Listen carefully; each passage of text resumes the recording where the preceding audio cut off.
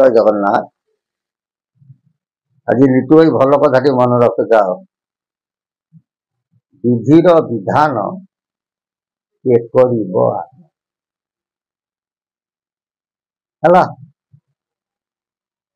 मनुष्य जीवन में जहाँ भोगवाक अच्छी ताही भोगवाक पड़े, ताकू केही काटी पारे ना। बुझीगला ना? पिता माँ तो संजोग काले विहिजा लिखिला कपा,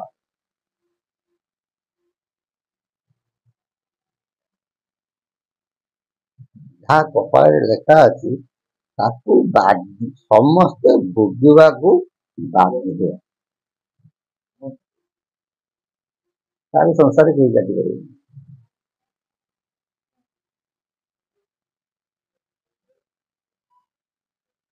सेमिति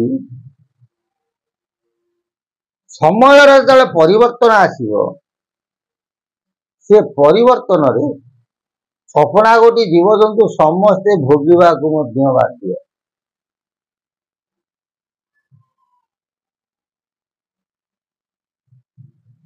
भल कथाटी मन रख, 1999 साइक्लोन है तो महाबात्या सब आम आखि आग घटना। हम भी रिलीफ बांटी केतवे जाऊ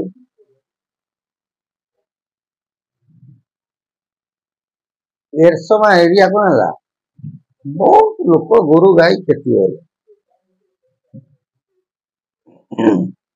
नहीं, बहुत मरीगले। संपूर्ण सरकार भी परिप्रकाश कले ना, बहुत मरी ताकर कौन कपाळे लेखाई एका जन मरी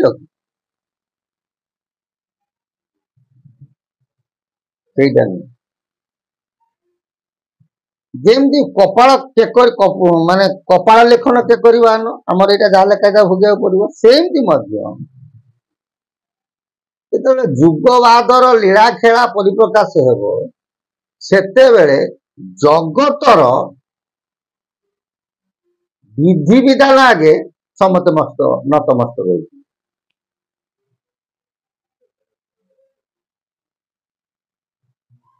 बुझीपार ना? बुझे क्या कपाल कम कर क्या कोष्ठी कम कर कि क्या हाथ कम कर ना, कारण जगत रेखार समस्त परिचालित सेमती से माने जगत रेखार परिचालित। आगु जो विभीषिका मान देखा जहाँ महापुरुष मानकर भविष्यवाणी शास्त्र गुड़िक आम ज्ञान दर्शन देउछि। महापुरुष कहते करर जे रेखा, करर जे रेखा, कपाळर रेखा, रेखारे नहिब गणा, जगत रेखारे सर्वे चली जीवे, निश्चय हेबे पथ बना। बोले हे ज्ञानी समाज आम तुमको उपदेश देकी जाऊँ किए कहते महापुरुष मैंने कलिजुग बर्तमान शेष समय ज्ञानी समाज को उपदेश देइछन्ति। एमिति समय आसीब तुम पुष्टि काम करबनी, ये तुम जो कर रेखा माने हाथ रेखा तुमको काट किसी काम करबनी, ये कपाल रेखा ये भी काम कर कौन काम कर ना जगत रेखारे सर्वे चली जीवे, निश्चय हेब पथ बना। गोटे जगतर रेखा अच्छी से जगत रेखारे हे जगतवासी तमें माने समस्त दंडित हम, दोषी हुआ ये निर्दोषी हुआ।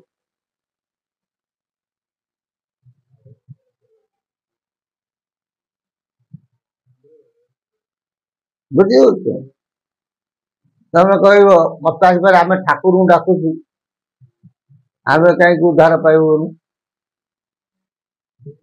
आम कहीं बचबुनु, संसार कौन आत्मार मृत्यु अच्छी। जो आम मतरे कौ दिन मनीष मरे ଯୋଉ ଦିନ ଆତ୍ମା ଦ୍ୱିତୀୟ ଜନ୍ମ ନ ହୁଏ, ଆତ୍ମା ଏ ଘଟରୁ ଯାଇକି ଅନ୍ୟ ଘଟେ ପ୍ରବେଶ କରୁଛି ନା, କରୁନି ନା? କଣ ଏ ଜୀବ ମରଣ ନିକଟେ ବେଗେ ଚିନ୍ତଇ ଅନ୍ୟ ଘଟେ, ଆର ଅର୍ଥ ଗୋଟେ ସ୍ୱତନ୍ତ୍ର ରହିଛି। ଏ ଜୀବ ମରଣ ନିକଟେ ବେଗେ ଚିନ୍ତଇ ଅନ୍ୟ ଘଟେ, ଯେତେବେଳେ ମରଣ ନିକଟ ହେଇଯିବ ସେ ଅନ୍ୟ ଘଟକୁ ଚିନ୍ତା କରୁଛି ନା, କିପରି ଭାବରେ ଚିନ୍ତା କରୁଛି, ଏ ସବୁ ତତ୍ତ୍ୱବୋଧନ ଉପରେ ଗଲେ ସେ ଭଲରେ ବଢିଆ ଲାଗିବ। ସେ ତ ସମୟ ନାହିଁ। ତେଣୁ ଏଠି ମହାପୁରୁଷ କହୁଛନ୍ତି ଜଗତ ରେଖାରେ ସର୍ବେ ଚଳିବେ। ବୁଝିପାରୁଛ ନା? ସେଠି କାହା କୋଷ୍ଠୀ କାମ କରିବ ନାହିଁ, କାହା କପାଳ କାମ କରିବ ନାହିଁ, କି ହାତ ରେଖା କାମ କରିବ। ଏଠି କୋଉ ରେଖା କରିବ ନା ଜଗତ ରେଖା। ମହାପୁରୁଷ ଅଚ୍ୟୁତ କହିଲେ ସେ ଦ୍ୱାଦଶ ଗୋପାଳ ମାନେ ଏଇଟା ମୁଁ କହୁଛି ବୋଲି ତମେ ଭାବନା, ଏଟା ବିଧିର ବିଧାନ ଅଛି। କାରଣ କଳିର ଅନ୍ତିମ ପର୍ଯ୍ୟାୟରେ ଲୋକମାନେ ଯେଉଁପରି ଭାବ କର୍ମ କରିବେ ସେମିତି ଦଣ୍ଡ ପାଇବେ। ମୁଁ କଣ ମହାପୁରୁଷ କହୁଛନ୍ତି, ମୁଁ କହୁଛି ବୋଲି ମୋର ଦୋଷ ନାହିଁ, ପୂର୍ବରୁ ଲେଖି ଅଛି ଧାତା, କର୍ମ ବାମ ହେଲେ କଳ୍ପନା ଗ୍ରାସିବ, ପ୍ରକୃତି କାଟିବ ଚିତା। ମୁଁ କହୁଛି ବୋଲି ତମେ ଭାବନା, ଇଏ ବିଧାତା ପୂର୍ବରୁ ଲେଖିଛି, ଏଇଆ ସବୁ କଳିର ଅନ୍ତିମ ପର୍ଯ୍ୟାୟରେ ଘଟିବ। ତେଣୁ ତମେ ଜାଣିନ, ମୁଁ ଯୋଉଟା ଜାଣିଛି ତମ ମାନଙ୍କୁ କହୁଛି। କର୍ମ ବାମ ହେଲେ କଳ୍ପନା ଗ୍ରାସିବ, ଯାହାର ମରଣ ମୁହ ଆସେ, ଆମ ଗାଁ ଗହଳି କହନ୍ତି ନା, ଅତି ଲୋଭରୁ ମୃତ୍ୟୁ, ଗୋଟେ ଢେଗ କହନ୍ତିନି ନା, ଲୋଭରୁ ପାପ, ପାପରୁ ମୃତ୍ୟୁ ବୋଲି ଗୋଟେ କହନ୍ତିନି। ସେମିତି ବର୍ତ୍ତମାନ ଦେଖ ସମସ୍ତଙ୍କ ଲୋଭାସକ୍ତ ମାନବା, ବର୍ତ୍ତମାନ ସମୟ କଣ ଲୋଭାସକ୍ତ ମାନବା, ମଣିଷ ସମସ୍ତେ ଏ ମାନବ ସମସ୍ତେ ଲୋଭାସକ୍ତ। ରାତି ପାଇଲେ ହରେ ଟଙ୍କା, ହରେ ଟଙ୍କା, ହରେ ସୁନା, ହରେ ଗାଡି, ହରେ ଘୋଡା, ଖାଲି ଆଉ ହରେ ରାମ ହରେ କୃଷ୍ଣ, ଆଉ ଇଏ ଆଉ ପାଟିରେ ପଶୁ ନାହିଁ। ରାତି ପାଇଲେ କଣ, କୋଉଠି ଟଙ୍କା ଆସିବ, କେମିତି ଜମି କିଣିବି, କୋଉଠି 5 ତାଲା ବିଲ୍ଡିଂ କରିବି ନା ନାଇଁ, କୋଉଠି ସୁନା କରିବି, କୋଉଠି ବେଶ୍ୟା ପଡାକୁ ଯିବି, ଏଇ କଥା ସବୁ ବନ୍ଧୁଗଣ ବର୍ତ୍ତମାନ କଳ୍ପନା ଗ୍ରାସୀ। ବର୍ତ୍ତମାନ ପ୍ରତ୍ୟେକ ନାଗରିକଙ୍କୁ କଳ୍ପନା ଗ୍ରାସୀ ଗଲାଣି। ଯେଉଁମାନଙ୍କୁ ଗ୍ରାସୀ ନାହିଁ ସେମାନେ ଚୁପଚାପ ରହିଛନ୍ତି, ହେ ପ୍ରଭୁ ତୁ ହିଁ ସାହା। କର୍ମ ବାମ ହେଲେ କଳ୍ପନା ଗ୍ରାସିବ, କର୍ମ ବାମ ହେଲେ ଯାହାର ମରଣ ବେଳେ ଆସିବ, ମହାପୁରୁଷ ଅଚ୍ୟୁତ କହୁଛନ୍ତି ସେମାନଙ୍କୁ କଳ୍ପନା ଗ୍ରାସୀ ଯିବ, ଲୋଭ ଗ୍ରାସୀ ଯିବ, ମୋହ ଗ୍ରାସୀ ଯିବ, ମାୟା ଗ୍ରାସୀ ଯିବ। କିନ୍ତୁ ମୋର ଖାଲି ହେବେ, ଉତ୍ତାଣ୍ଡିଆ ହେବେ, କାହାକୁ ମାନିବେନି, ଦୁଷ୍ଟ ଲୋକକୁ ଦୂରୁ ଜୁହାର, ତାକୁ କେହି ପାରିବେନି। ତାକୁ କିଏ କରିବ? ପ୍ରକୃତି କାଟିବ ଚିତା। ଏଇ ପଞ୍ଚ ମହାଭୂତରେ ସେମାନେ କଣ ହେବେ? ସଂହାର ହେବେ। ଯାହାକୁ ଶିଶୁ ଅଭିରାମ କହନ୍ତି, ମଣିଷ ଡରଇ ମଣିଷକୁ ଭାଇ, ବିଚିତ୍ର ଏ ପାଣି, ବିଚିତ୍ର ଏ କଳି ଯୁଗ, ପାଣି ପବନକୁ ସରବେ ଡରନ୍ତି, ଦୈବର କୂଟ ଯୋଗ। ପ୍ରଭୁ ତମକୁ ସବୁ ଦେଇଛନ୍ତି, କିନ୍ତୁ ତାଙ୍କ ହାତରେ କେତେଟା ଚାବି ରଖିଛନ୍ତି। ତେଣୁ ବର୍ତ୍ତମାନ ସମସ୍ତଙ୍କୁ କଣ ହେଇଛନ୍ତି, କଳ୍ପନା ଗ୍ରାସୀ ଗଲାଣି। ଗ୍ରାସିଛି ନୁହଁ, ଅଲରେଡି ଗ୍ରାସୀ ଗଲାଣି। ସେଇ କଥା ମହାପୁରୁଷ ପୁଣି କହିଛନ୍ତି, ମୋର ମୋର କହି ସରବେ ମରିବେ, ଅଚ୍ୟୁତର କିସ ଗଲା, ଚେତୁଆ ପୁରୁଷ ଚେତନାରେ ରହି, ବିହନ୍ତା ପୁରୁଷ ମଲା। ବୋଲେ ଗୋପାଳ ମାନେ ମନେ ରଖିଥ, ମୁଁ କହୁଛି ବୋଲି ଭାବନା, ଏଟା ବିଧିର ବିଧାନ ଆଗରୁ ଲେଖା ଅଛି। ଏ କଳିର ଅନ୍ତିମ ପର୍ଯ୍ୟାୟରେ ସମସ୍ତିକି କଳ୍ପନା ଗ୍ରାସୀଯିବ, ଇଏ ଖାଲି ମୋର ମୋର କହିକି ସବୁ ମରି। ଆଉ ଚେତୁଆ ପୁରୁଷ ଚେତନାରେ ରହି, ଯୋଉମାନେ ଚେତୁଆ ପୁରୁଷ ସେମାନେ ଲୁଚିକି ରହିଥିବେ, ସମୟକୁ ଅପେକ୍ଷା କରିଥିବେ। ବିହନ୍ତା ପୁରୁଷ ମଲା, ଯୋଉଗୁଡାକ ଫୁରଫୁରିଆ କେରାଣ୍ଡି ମାଛ, ଏ ଆଲେରେ ପଡିକି ମରିବେ। ଆଉ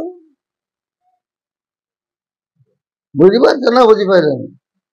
ତେଣୁ ଏତିକି ମନେ ରଖ ତ ମୁଁ କହୁଛି 52 ଅଙ୍କରୁ 56 ଅଙ୍କ ଯଥା 25 ମସିହାରୁ 29 ମସିହା ମୀନ ଶନି ସଞ୍ଚାର ହବ। ଅନନ୍ତ ମାଧବଙ୍କ 52 ଅଙ୍କ ଭୋଗ କରିବ।